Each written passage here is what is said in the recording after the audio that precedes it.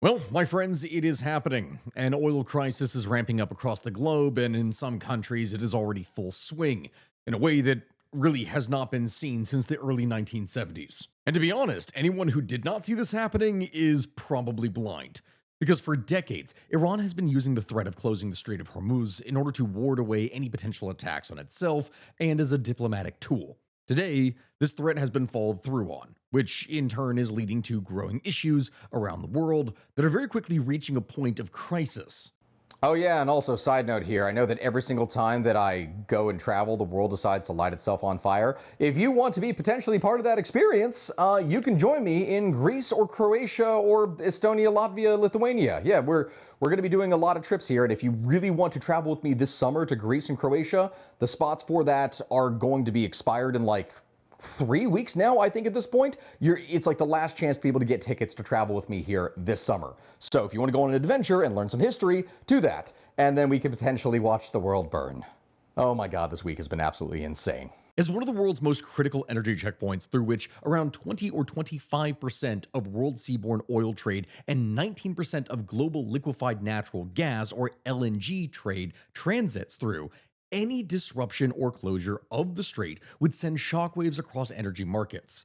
And to be honest, that is exactly what has been happening. On the mid morning of February 28th, 2026, the United States and Israel would go and begin to conduct joint strikes on Iran, numbering nearly 900 in just the first 12 hours alone of what the United States would dub Operation Epic Fury.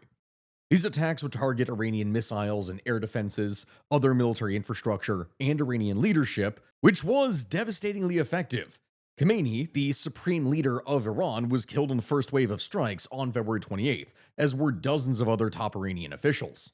At the same time that was taking place, though, Iranian attacks would also largely target oil infrastructure in the region, including vessels in the Strait of Hormuz, as well as commercial hubs in neighboring countries that aid the US military, and others that had long since just declared neutrality or even initially had condemned the United States. These actions, in turn, would only serve to reinforce Gulf allies around the USA, as the disruption of oil flows out of the Persian Gulf would quickly lead to fuel shortages and rationing in parts of Asia east of the Gulf, which historically have relied heavily upon oil supplied specifically through this particular strait. Now, as for why this was done in the first place, all of this hinges on the Iranian strategy of widening the area of conflict, thereby extending the conflict beyond military might, where it is very obviously hopelessly outclassed, and instead into global politics and economics. Their entire goal is to create as much damage as possible while lasting against US bombardment until the conflict becomes too costly for the US or Israel to maintain, whether that is in terms of raw economics or political pressure from those who are also feeling the oil squeeze. And oh boy, has there been a squeeze. Just to give you an idea of the timeline we are talking about here, I'll need to explain a little bit of background. So, on March 1st, you have the first wave of Iranian retaliation strikes, which go and hit merchant shipping. At least 3 tankers were damaged off the Gulf Coast, and 1 seafarer had been killed in this. But the next day, on March 2nd, you had an Iranian Revolutionary Guard Corps official publicly go and declare that, quote, the Strait of Hormuz is closed, end quote. This was the point in which everything was on the table for Iran. On March 4th, Iranian forces would formally declare the strait to be closed, and they would begin to actively threatening and attacking ships that attempted to transit through it, deploying a full spectrum of naval warfare capabilities. And when I say that, we are talking about anti ship cruise missiles that were launched from shore batteries, armed drones and explosive laden unmanned surface vessels, these being like drone boats. You had naval mines that were planted in the strait beginning around March 10th, and of course speedboats and midget submarines, etc., that were being used extensively, as Iran does not have a large navy. They instead just had a large series of very small vessels to try hit and run attacks. From this, the IRGC would systematically begin to attack commercial shipping that were attempting to transit. Going back slightly, on March 7th, the IRGC would claim drone strikes on the oil tanker Prima and the US oil tanker the Louis P. On March 11th, the Thai cargo ship Mari Nari was struck and set ablaze in the Strait of Hormuz. After this, oil tankers and cargo ships began to line up outside the strait, and this was something that was visible from the UAE coast. There was that many that were lined up. On March 12th, two oil tankers were set ablaze in Iraqi waters near the port of Basra by Iranian explosive-laden drone boats, which killed at least one crew member. 38 crew members were rescued from this, but still, at least one died. Three additional vessels were struck the same day in Gulf waters, and Iran's IRGC would claim direct responsibility for this. As you can probably expect from what it is that I'm talking about here, the effect on shipping was catastrophic. Tanker traffic would drop approximately 70% initially, and that is just the immediate effect. This would then very quickly fall to virtually zero, with the exception of some vessels that were tied to China or other neutral nations that paid for passage after negotiation. Over 150 ships would be anchored just outside the strait in order to avoid the danger zone.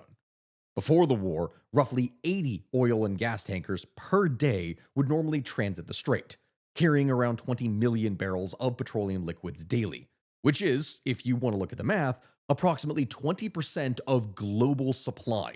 This was crushed in a matter of just a week. Because of this, in just a few days following Iran's de facto closure of Hormuz, Brent crude would trade at $102 on March 12th, while West Texas Intermediate was near $97. It was a sharp increase.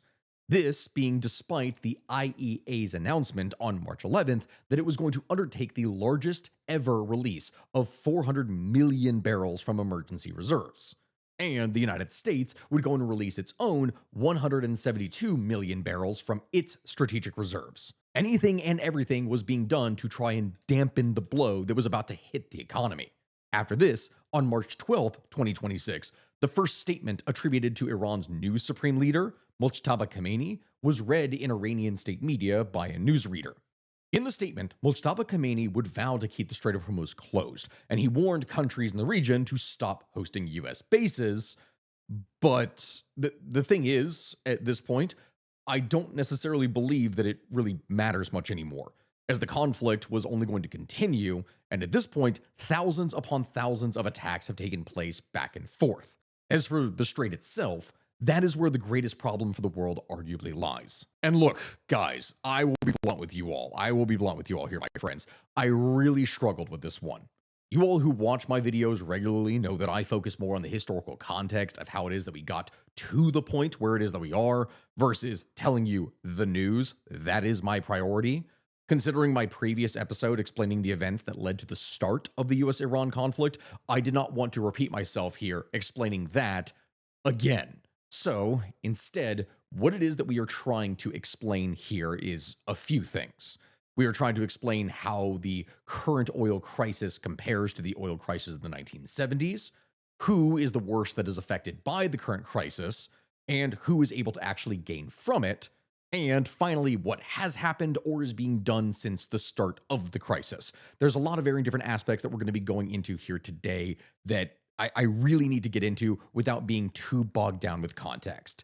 If you want to go and see the context that led to all of this, by all means, you can go and check out the 5 or 6 videos that I've done on Iran literally within the last 12 months. I have covered this extensively here before. So, with that being said, allow me to explain the lot of these things. I have listed many of the impacts currently that are happening immediately, but for you who is watching this, you may not necessarily understand just how severe they actually are. And so, in order to understand that, you need something to compare it to. So, with that, we are going to be going and looking to the past for a bit. According to the International Energy Agency, the IEA, the current US Israeli Iranian war has in fact caused the largest disruption to oil in all of global history.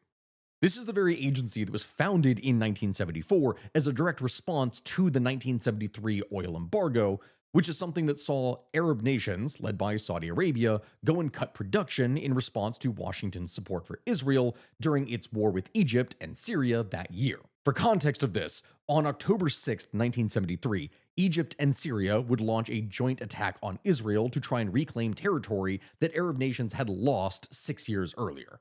To catch Israel off guard, the Egyptians and Syrians had chosen the date of the Yom Kippur religious holiday, which is the only day of the year in Israel in which there are no radio or television broadcasts, where shops close and transportation shuts down, all of this being part of religious observations. And initially, it was a fairly effective strategy.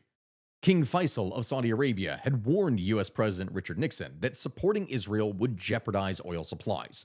And yet, despite that, Nixon would go and authorize a large military airlift in order to be able to go and support Israel.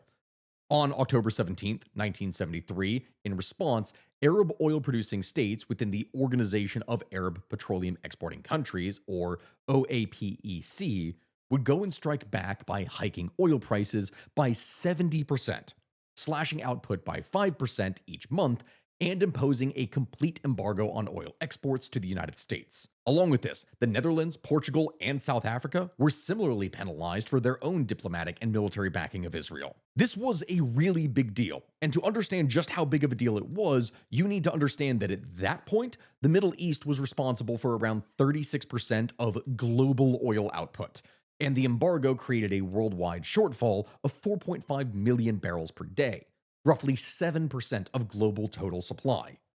In the United States, where oil imports fell by 15%, the consequences were immediate.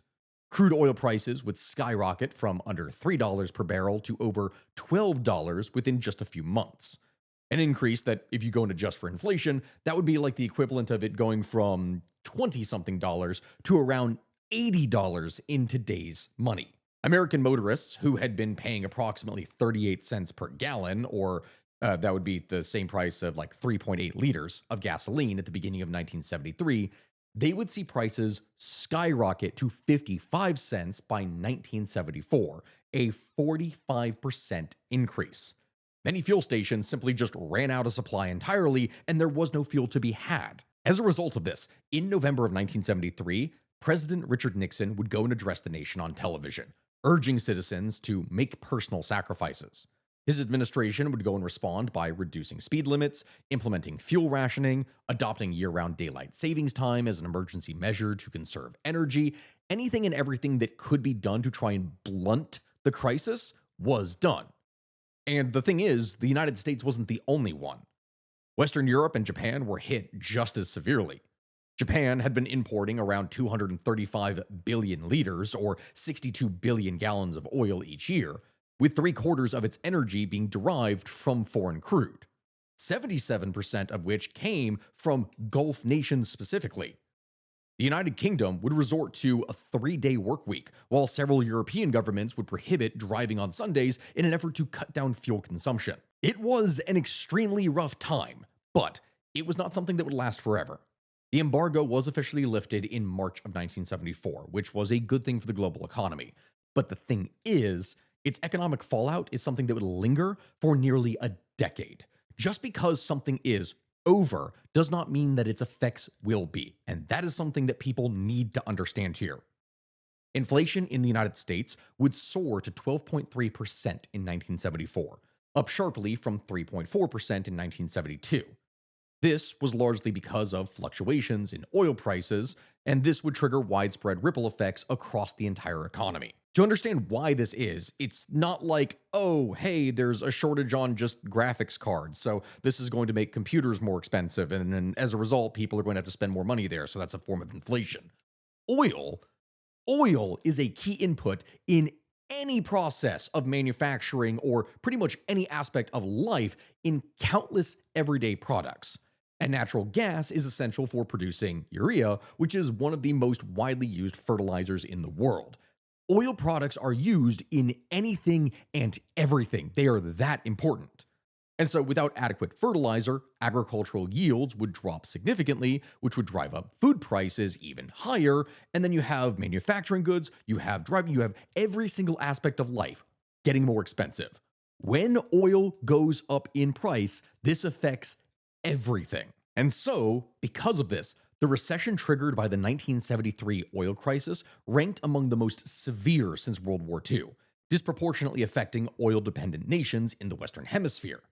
In the United States, unemployment would rise from around 4.6% in October of 1973 to 9% by May of 1975. It was massive. GDP growth would go from 5.7% in 1973, a very solid level, to a contraction of 0.5% that following year.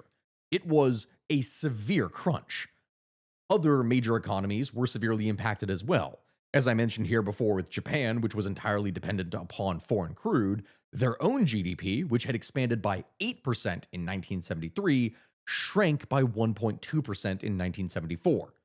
Over the same period, the UK would experience a swing from 7.3% growth to a 1.7% contraction, meaning that for Japan and the UK, it was actually worse there than it was for the United States. In response to the rapid inflation and other problems that were taking place, the US Federal Reserve would increase its benchmark interest rate from 5.75% in 1972 to a peak of 12% in 1974.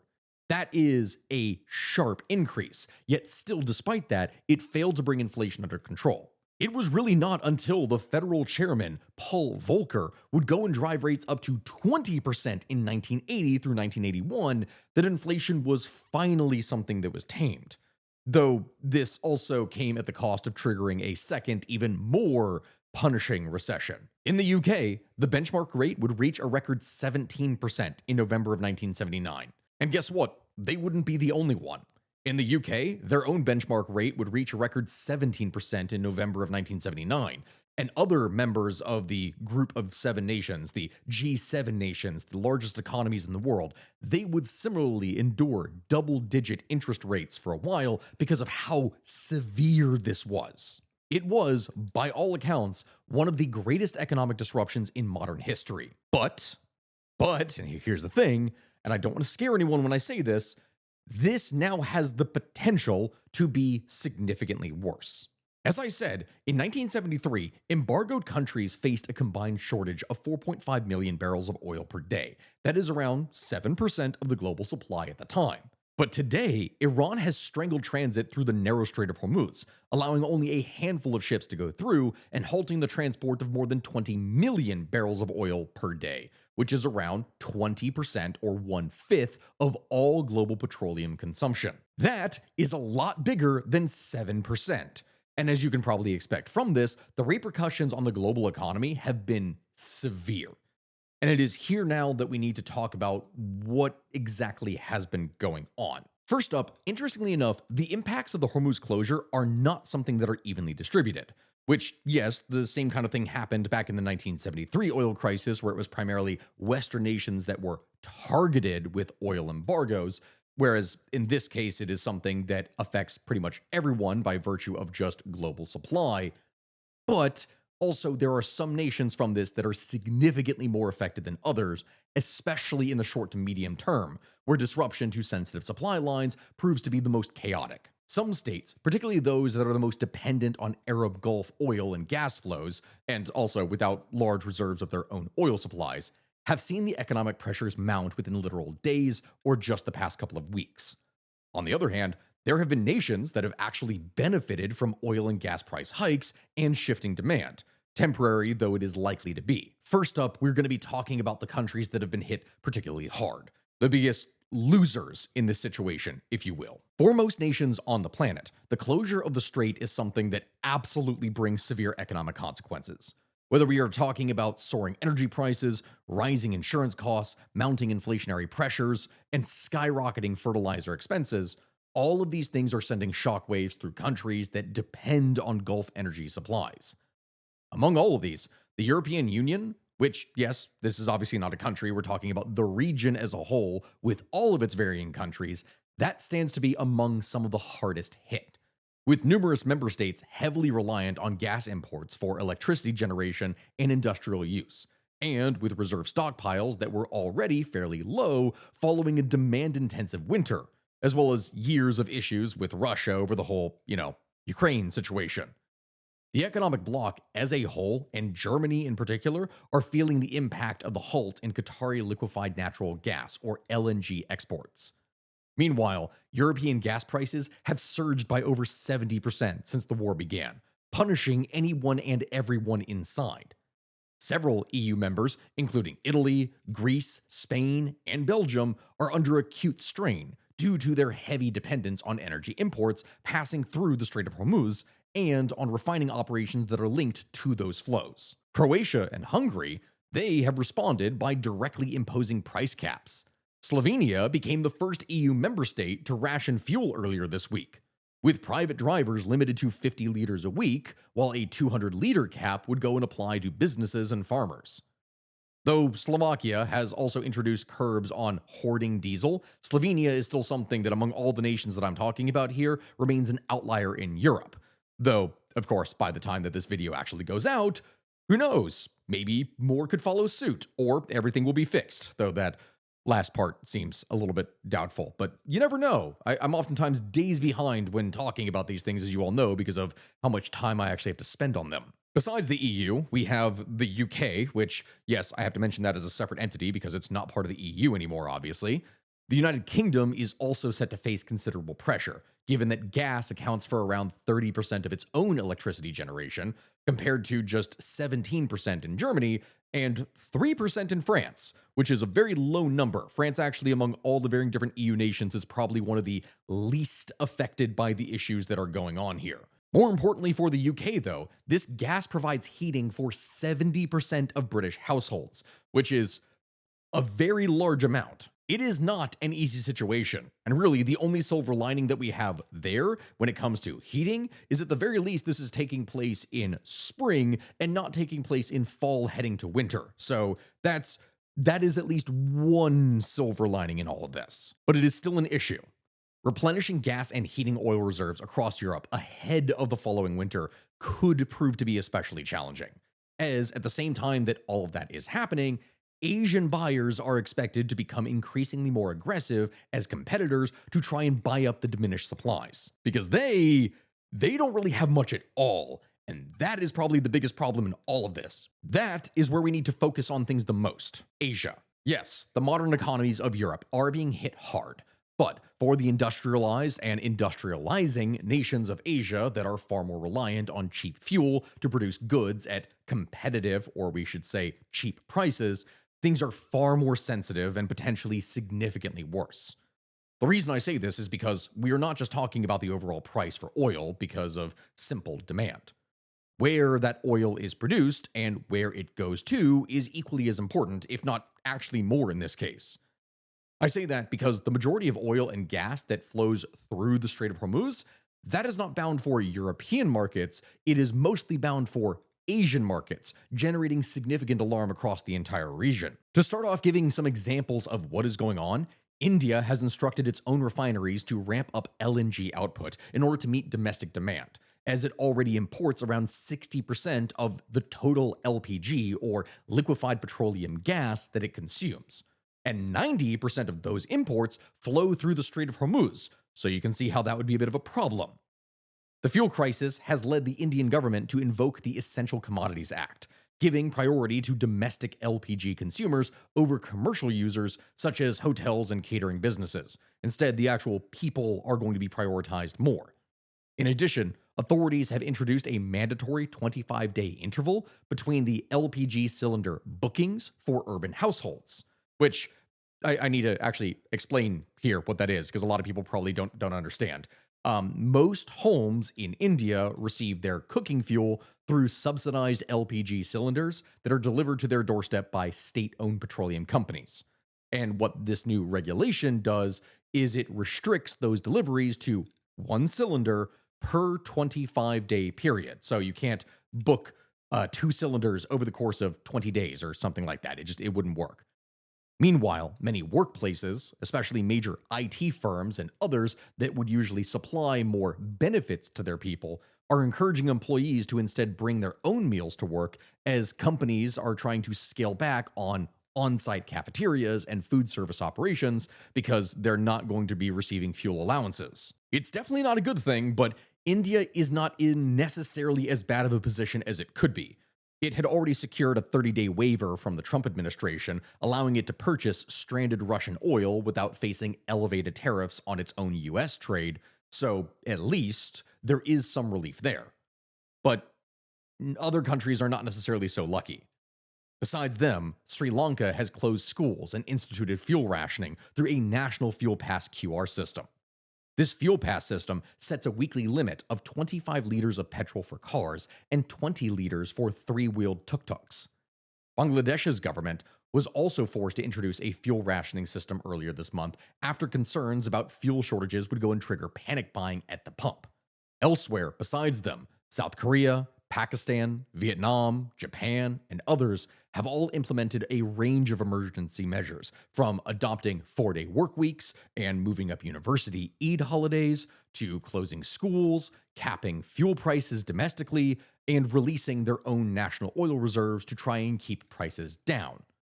In fact, when I say that, it's estimated at this point that across Asia, around 1 billion barrels of oil are being held in reserve and are slowly being released to fill supply gaps. Which is a lot, yes, but this is something that may run out in as soon as 2 to 3 months. And the supplies, as well as their use, are not evenly split among the varying nations of Asia, which, yes, that's natural, but it still is going to end up proving to be a significantly greater problem for some nations versus others. In fact, Singapore faces particular vulnerability, as it generates more than 90% of its own electricity from entirely imported natural gas, with Qatar serving as its second largest supplier. Thailand, which imports over 85% of its own crude oil consumption, has activated an emergency plan to secure alternative supply sources. In a video that gained widespread traction on social media, there was a number of Thai television news anchors that were seen removing their blazers during a live broadcast as a kind of gesture to encourage the public to also reduce their air conditioning usage and conserve energy, to basically try and dress for the weather in a country that is ridiculously hot, as I found out when going over there just a couple months ago.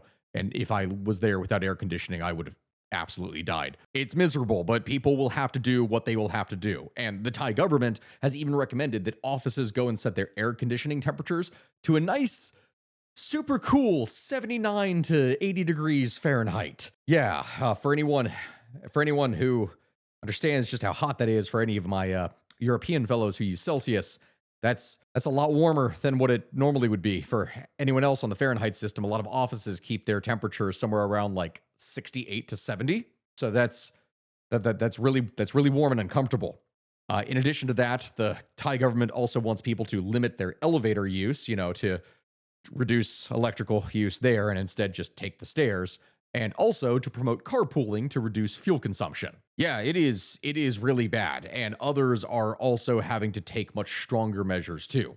In the Philippines, President Ferdinand Marcos has gone and declared a year-long state of energy emergency, cautioning that the ongoing conflict presents, quote, an imminent danger of a critically low energy supply, end quote. In an effort to keep electricity costs under control, the Philippine government has now announced plans to boost output from coal-fired power plants because really there is no other option, so we're going back to like the 19th century here. And that honestly showcases just how severe things are. Asia, among all places on the planet, has been hit particularly hard, and it's going to continue to be over time. But then, of course, the question that a lot of you are probably going to have who's watching this is, what about China? China, one of the largest consumers of energy in the entire world, what is going on with them? And that, interestingly enough, is where things are a bit different. Earlier this month, China did impose a ban on refined fuel exports in an effort to try and prevent a domestic fuel shortage. Now, this ban was something that was enacted by the National Development and Reform Commission, the NDRC, and would apply to all shipments of gasoline, diesel, and aviation fuel. Despite this measure, reports have emerged of long queues forming at petrol stations and widespread panic buying amidst fears that pumps could run dry. But besides these reports, China, in comparison to a lot of other states in Asia, remains much better shielded from the crisis because, quite frankly, it has been preparing. It has substantial fuel reserves that it has been acquiring for years and decades of sustained investment in renewable energy that has reduced its overall reliance on imported fossil fuels. It still needs them, yes, but it is far less dependent now than it was, say, 10 or 15 years ago. As it turns out, all of those electric vehicle investments were a pretty decent idea for just such an occasion. Another important consideration, though, is China only relies on oil and gas now for around a quarter of its energy needs, which is a lot less, as I said, than what it was, with demand falling for the last 2 years because of said renewable investments. They have tried to do as much it is that they can in order to be able to insulate themselves, and now is just such a time where it has proved to be more effective. So, if anything, for now, China is actually able to hold out. Sure, it's not going to get access to its cheap fuel that it desires, which is going to hurt it economically, but it's not going to hurt it so badly yet, necessarily. No, instead, the part of the world that is probably feeling the impact more immediately and directly than anywhere else in the world is arguably the Gulf itself. While the six nations comprising the Gulf Cooperation Council, the GCC, typically do benefit from elevated global oil prices, as they're able to use the additional revenue to try and boost their export earnings, to strengthen their own government finances, and replenish their sovereign wealth funds, the current situation is a very different thing.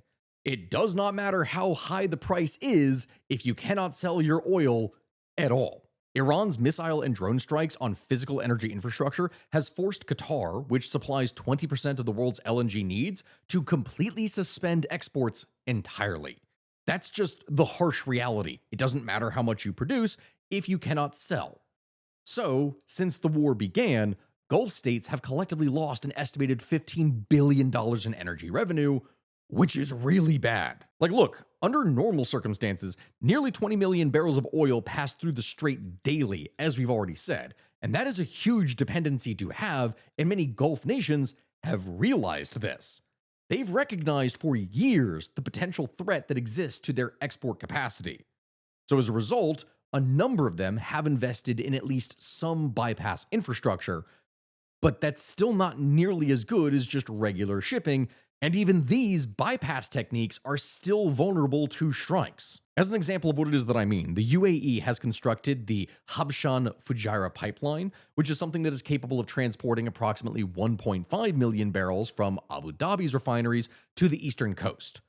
In recent days, however, Iranian strikes on the oil storage facilities at Fujairah have forced the UAE to temporarily suspend operations there. So that bypass just doesn't work. Saudi Arabia's East West pipeline, also known as Petroline, that is something that can handle around 7 million barrels per day following its recent capacity expansions, according to Saudi Aramco's CEO, which, yeah, that is huge, to be sure, but these bypass solutions depend on the repositioning of oil tankers that are currently trapped inside the strait. It also is dependent upon the uninterrupted functioning of other trade routes, such as the Suez Canal, and even at full capacity, assuming literally everything else is perfect, that is still far from sufficient. We're talking again 7 million versus 20 million. Other major energy exporters in the region, Bahrain, Qatar, Kuwait, and Iraq, these nations don't really have any alternative routes that are available, like none whatsoever. If the conflict goes and persists beyond the point at which storage capacity is saturated, many of these Gulf economies may just halt entirely their oil and gas production. As it is, several critical facilities have already been shut down due to war related damage or their heightened risk, most notably Saudi Arabia's main refinery at Ras Tanura. That is a really big deal, and the decline in export volume is likely to far outweigh any gains that are made from higher prices, because even if assuming 4 months from now they're able to sell their oil at much higher prices, it doesn't matter because potentially they've lost out on tens of billions of dollars over the previous months. So yeah, it is really bad. And among all nations that we have talked about, even as bad as things are in Asia, the Gulf nations are probably either the hardest hit or the second hardest hit. It really just depends on where your priorities lie, I guess.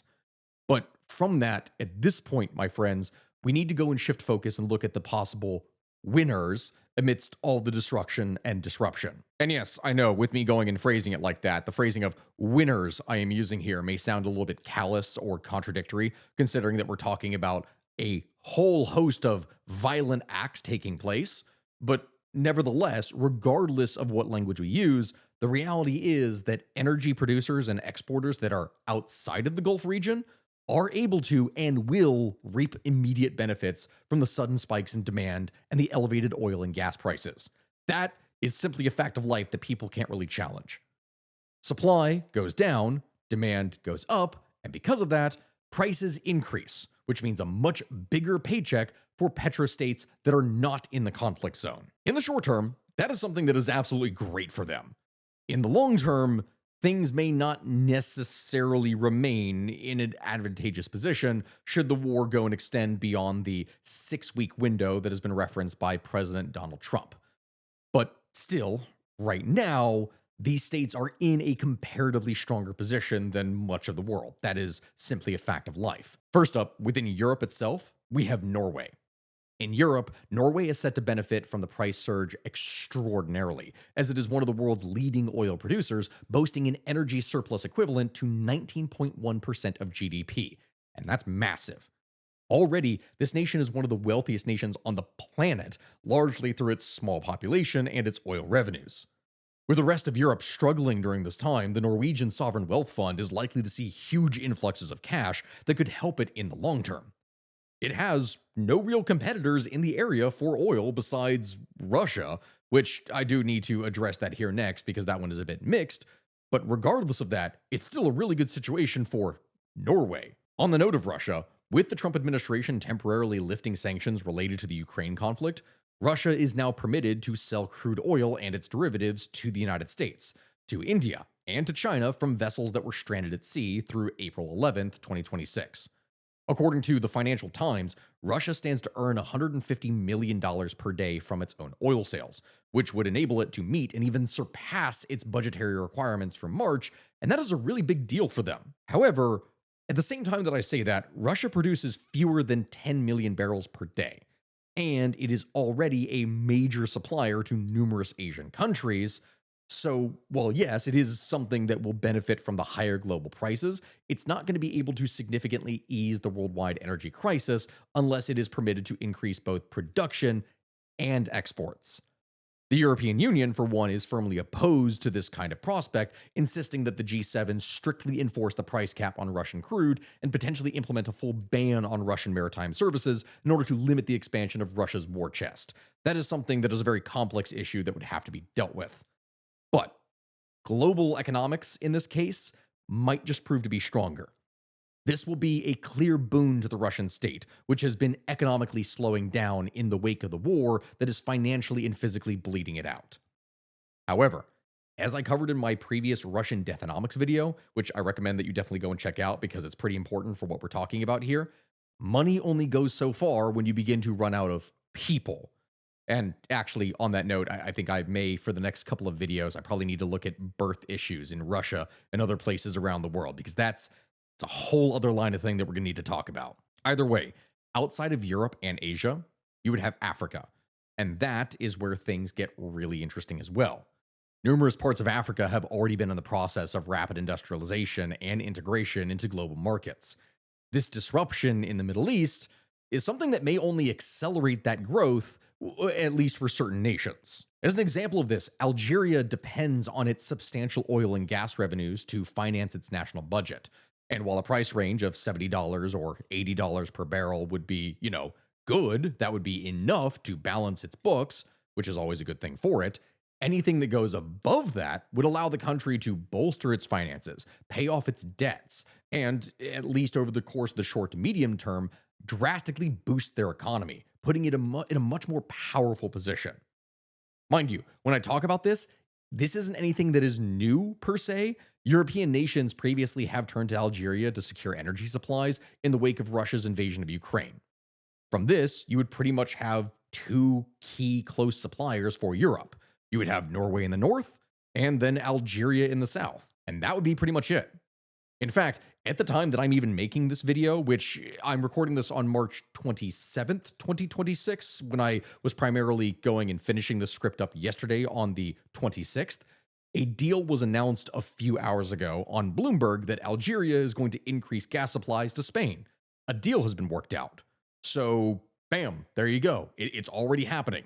I'm really glad that I went back to check on that before it is that I finished up and started recording this video. Either way, besides Algeria, other African oil exporters could also claim a larger share of the expanded revenues. Nigeria, for instance, is projected to gain over $21 billion from a prolonged conflict. Its geographic location is something that shields it from other major energy choke points, and its foreign affairs minister has already called on Gulf oil and gas companies to invest in Nigeria as a means of diversifying global supply during this time of crisis. I will actually probably need to do a follow-up video on them because A lot of interesting things have been happening in that part of the world, so we'll need to look at that. But moving on from this, we have the Americas. And this again is where we could potentially see some interesting developments with countries like Canada, but that is something that would take time. As the world's fourth largest oil producer, the closure of the Strait of Hormuz could position Canada as a viable alternative source for oil and gas for Asian and European nations, things that have traditionally depended on Arab Gulf supplies. Although Canada currently at this moment lacks the infrastructure that is needed to fill that gap, so unlike what everyone says online, where it's like, oh, from the problems that Canada has with the US, they can just sell elsewhere. No, they can't. Not yet. They could build it up and potentially be able to do this in the future, but they don't have the infrastructure to do this yet. For now, the closure of the gap is still something that is a bit of a pain. And actually, on the day after that I am, making this here, now on the 27th, on the 26th, the defense minister of Canada, David McGuinty, would go and say that the federal government of Canada was considering sending vessels and cyber expertise to reopen the Strait of Hormuz if there's a ceasefire. Which, okay, pause. I need to clarify something here because to any Canadians that are watching this, I do not want to alarm you and I don't want to give anyone like false hope or fear or anything like that. While details are still thin, in an interview with CBC's Power and Politics on Thursday, March 26th, McGuinty would state, quote, vessels, demining expertise, intelligence, cyber capabilities, these are all on the table as we share this knowledge with our counterparts to see what is the best way to go forward. But again, this is predicated on the notion that there will be a ceasefire, end quote. So no, Canada is not talking about going in guns blazing and joining in on the war, but just assisting with defensive and peacekeeping efforts should there be a ceasefire. I just needed to clarify that before I see a whole bunch of things that go in the comments section talking about how I'm lying and that Canada is not going into the war. I never said that in the first place. And I know how comments on the internet are. As for the other areas in the Western Hemisphere, while the war's effects are not going to be felt uniformly across all of Latin America, the ones who are energy exporters like Brazil, Venezuela, and others, they are definitely going to profit from elevated oil prices. Brazil produces around 3.7 million barrels per day, which is great for them. Venezuela, which has distanced itself from its former ally Iran, is now very well positioned to benefit with its own 1.2 million barrels per day, earning an additional $400 million in export revenue for every single dollar that is added to the average price of crude. That is huge for their economy that has been suffering for many years. And with their new deals in place and much friendlier relations with the United States, and, this whole coming from the fact that there's a more cooperative government in charge, surprise, surprise, really the sky is the limit for how big a boost that could actually be for that nation. Besides that, similar calculations for smaller net exporters like Colombia suggest that they could get an additional $750,000 per day in revenue, which, yes, that is modest, to be sure, especially in terms of nations, but it's still something that is very welcome. All of the states that I have listed here have the potential to be great winners in this whole conflict. But speaking of said conflict, we finally need to focus on the three countries that are actually involved in it, as they do not necessarily fit into the winner or loser category. Well, except perhaps Iran, which has been suffering continuous horrendous losses since things began. But for them, it is the outcome that is arguably more important than any current suffering. Iran currently exports an average of 2 million barrels per day of crude, predominantly to China. Its shipments have so far remained at pre-war levels, as 7 of its own tankers have been able to safely navigate the waterway that it controls since February 28th, according to market intelligence platform Kepler.